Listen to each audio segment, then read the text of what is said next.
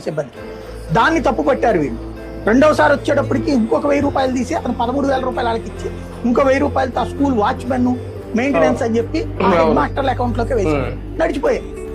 అవన్నిటికంటే ఇంకా ఘనంగా చేస్తామని చెప్పి ఇప్పుడు వచ్చి స్కూళ్ళకి గదులు కట్టుకోవడానికి డబ్బులు మీరే ఇవ్వండి, పబ్లిక్ ఇవ్వండి, మంచినీళ్ళు పెట్టడానికి ఇవ్వండి, కొండకి డబ్బులు ఇవ్వండి, లేకపోతే ట్యాప్కి డబ్బులు ఇవ్వండి. ఏంటిది? ఈ అడుక్కునే కర్మ ఏంటి? సర్వశిక్ష అభియాన్ నిధులు ఏమవుతున్నాయి?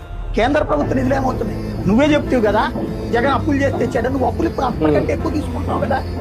అప్పుడు అతను తీసుకున్న అప్పుల కంటే ఇప్పుడు 2 ఏళ్లకే 3.5 లక్షల కోట్లు తీసుకున్నారు కదా. తీరా చూస్తే మనం ఏం కట్టలేము. మా గోడ కట్టడానికి డబ్బులు ఇవ్వండి, బిల్డింగ్ కట్టడానికి డబ్బులు ఇవ్వండి, మేము ఏ సాయము చేయలేము, మీరే డబ్బులు పెట్టుకోండి. పేదోడికి పథకానికి జనమే డబ్బులు పెట్టుకోవాలి, అన్న క్యాంటీన్లకి జనమే డబ్బులు పెట్టుకోవాలి, స్కూల్ కట్టడానికి జనమే డబ్బులు పెట్టుకోవాలి. ఇంకా గవర్నమెంట్ ఎందుకు? Out sourcing government